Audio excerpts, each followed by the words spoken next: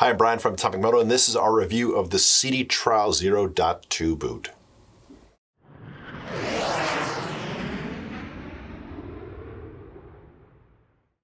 As always, we start with the basics of the product we were reviewing, and the Trial Zero basics are as follows. This boot descended from the Discovery, which was a really popular boot in Sidi's line. The Discovery kind of straddled the adventure touring category and the trials category. Sidi describes the Trial Zero as a trials boot, but really it does match up very well with other boots with similar construction that are pitched in the adventure touring category. Basics of this one. It comes in sizes 8.5 US or 42 EU, and goes up to a 12.5 US or 47 EU. It weighs 2.96 pounds for this size 46 that I have here. A size 45 is 2.84 pounds, so a little bit of a variance there.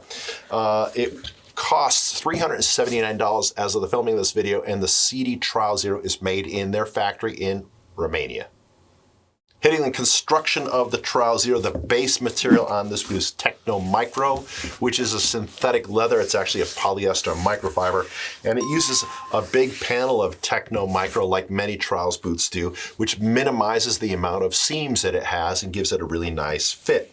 It has two buckles. Sidi's buckles are very much like everyone else's. They're super easy to use. It has a set and forget feature to them, which means that this female strap here, you can adjust it by grabbing it and twisting it until it pops out. And then when it has popped out, you can move it in or out, and then you click it back in by twisting it again. And once that adjustment is made, it stays in that position and does not move around. The Sidi buckles have a lot of leverage, and they are quite nice. The boot is not waterproof. This is a non-waterproof boot. That means, of course, it will allow water to penetrate and get to your foot. It won't keep that water out. But on the other hand, it breathes very well. It is very breathable, and that's good in hot temps. You can see it has a burn guard here that has silicone inserts on it, and that is to give you a little bit more ability to push in on the frame of the motorcycle or the side panels and give it a good grip. Has a hard insert here under the toe for protection. Has one convex insert here under the ankle. The only trials boot that actually has that. Has a little bit of ankle support, which is quite nice.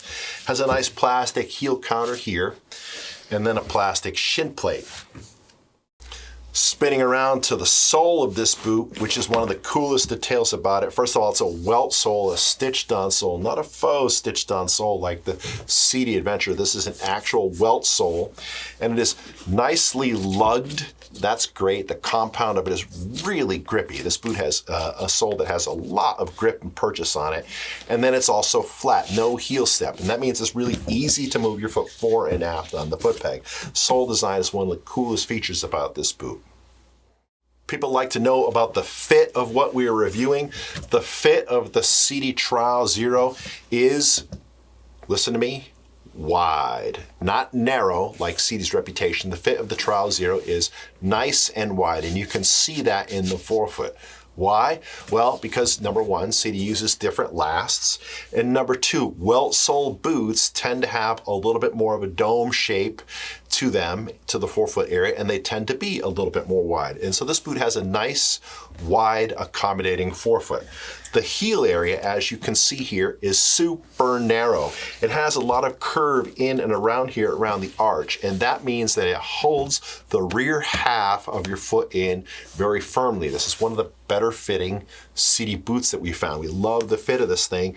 It is actually great. It's actually much more like a Gaerne than most Sidis. But again, the forefoot of this boot is quite wide. The shaft of the boot, as you can see, I've got this one cinched down pretty snugly. This one actually is pretty snug, cinched down, and fits fairly easily under most casual pants. I could get this under a Carhartt pretty easily. Can't get it under the Levi's that I have on right now. Definitely fits under Carhartts, and certainly will fit under most motorcycle pants. So the fit of this boot is wide and has a fairly narrow shaft.